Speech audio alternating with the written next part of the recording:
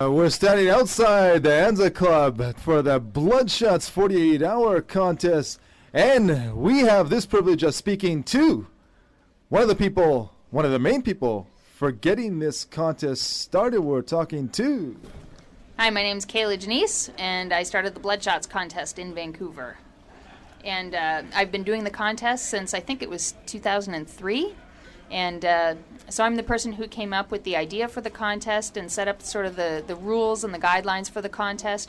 And for the last 3 or 4 years, Paul Armstrong and the Celluloid Social Club have been my partners in putting on the screening for the contest and helping me to arrange a lot of the logistics and details revolving around the contest. So.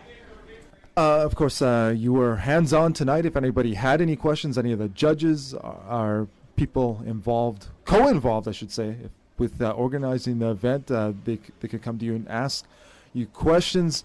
Originally, this event is a spin-off from the event that you brought to Vancouver, Cinema Marte. That was 10 years ago. I was wondering if you can delve into that whole event and the significance of that horror film contest that came to Vancouver. Okay. Well, originally, I used to run a film festival in Vancouver called the Cinema Muerte Horror Film Festival. It was an international horror film festival that showcased horror films from around the world and tried to showcase a lot of films that had a different, different takes and approaches to horror, the horror genre. And it was about a week long, and the local contingent, local filmmakers, local audiences, I knew that a big part of it for them was participating. It's not just about passive movie watching. They want to see these films as an inspiration so that it can be sort of a launching pad for them to make their own films, because there's so many creative and talented filmmakers here. And so I started, probably in 2002, I started doing this Bloodshots contest, which was a 48-hour horror filmmaking contest. People would come and they would get registration packages that would serve as sort of inspiration packages that would have a horror subgenre and a weapon that had to be in the film, as well as a prop and a line of dialogue that had to be in their film, and they would then have 48 hours to turn in their film. And it was something that just it was really exciting and really amazing for the audiences and for the filmmakers, because they could make their film and see the immediate results of it playing on a screen before an audience, which is something that as an independent filmmaker, you can toil away making your film, and then selling the film and seeing it on screens is a whole another issue, So for a lot of people, it was a great motivation to have a deadline, make the film, and then you see it on a big screen in front of a full packed house within a few days of making your film, So it was incredibly gratifying for a lot of the local filmmakers, and I've seen a lot of them grow over the years. A lot of people have returned to the contest and gotten better and better, and a lot of these films have gone on to play in the festival circuit outside of the contest, outside of my festival or anything, played at film festivals around the world where they've been invited as guests to come and attend the screenings of these films. So it hasn't, it wasn't just in service of a local festival. It actually has helped a lot of people, and even Zach Lepovsky, who is a longtime participant in the contest, was in the TV show On the Lot, and he was saying that all of these contests we have in Vancouver, whether it's the 24-hour contest or the 48-hour contest or Bloodshots or what have you, that participating in these kinds of contests was what kind of gave him the groundwork for being able to succeed so far in the On the Lot program. It just it gives people motivation, and it gives them, a lot of people just work well with deadlines, and it's been great to see the talent that's been coming out of this contest, where a lot of these people are now practicing, working, filmmakers on their own terms now, basically because of starting out in contests like Bloodshots. Yeah, you actually answered a few of the questions I was going to ask about how you've seen filmmakers evolve and what inspired you to start this contest. But I just have to ask you about this genre. You think this genre is more appealing to a certain person, or it's very inclusive? Because I realized that for the first time when I came to this contest, it's kind of in a way to vent when you actually see somebody taking out when you see somebody being uninhibited on screen, you're not doing it, but you're seeing them doing it, but some way you're able to vent through that. Because I was thinking, like, I don't know, horror, I'm not into that, but I came here and so do you think this genre, horror, is kind of inclusive? It's not just a specific group that would enjoy these films? Well, I think it's definitely like having run a horror film festival and seeing the audiences that come to see those films and that are big fans of those films. I think that the people who participate in Bloodshots are often different people, you know, like they are people who might not be horror fans to begin with. They're people who might not consider the horror genre as something that they would delve into otherwise. But the thing about horror and about a lot of the genres that are considered lower genres, whether it's comedy, action, horror, like these things are considered like not high art, even though I disagree and I believe that they are.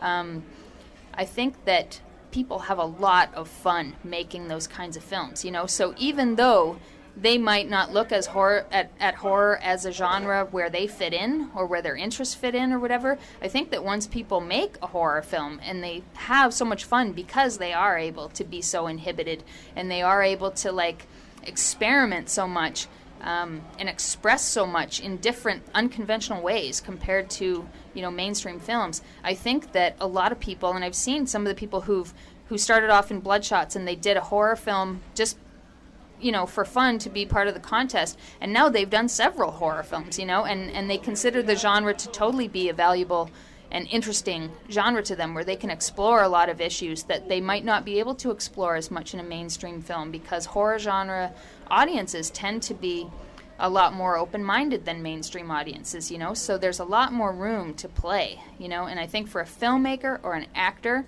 I think that that's a very attractive prospect, you know, like being able to like really go nuts with your subject matter, you know.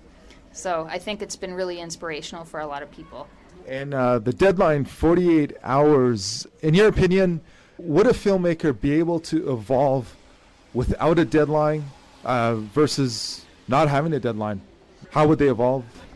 Well, I think that, you know, that they will. I mean, obviously the filmmakers that are determined and that are talented and everything are going to, you know, develop. But it's the same thing as, like, you know, going to university or anything. Like, some people go to university for years and they feel like maybe they didn't get what they thought they were going to get out of it, but at the end of it, maybe they're really good at meeting deadlines. Maybe they're really good at budgeting their time and being efficient with their time and being able to multitask. And, you know, maybe those are the things that people learn from going to university, you know.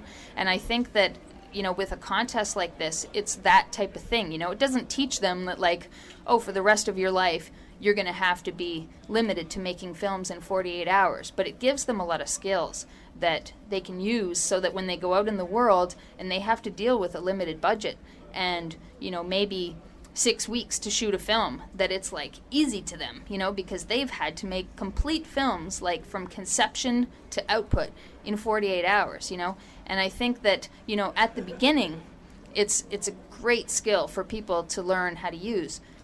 But obviously, at a certain point, those skills will just be part of their nature. They'll be second nature to them, and they won't need to have a 48-hour deadline or anything, you know. Like, so I don't think that a lot of the filmmakers here are people who are going to have have people like me around for the rest of their lives to motivate them to make films, you know. Like, I mean, I just think that I give them maybe a fun excuse, you know, or, you know, some, you know, like just sort of instant results, you know, like, because like I said, you get to see your film on the big screen or whatever, but ultimately the tools that they take away from the contest are things that are going to serve them for the rest of their careers, and a lot of them are going to go on to have long, healthy, happy careers, you know. My last and final question, how has the contest at this point reached or maybe gone beyond your initial expectations and reasons for starting the Bloodshots 48-hour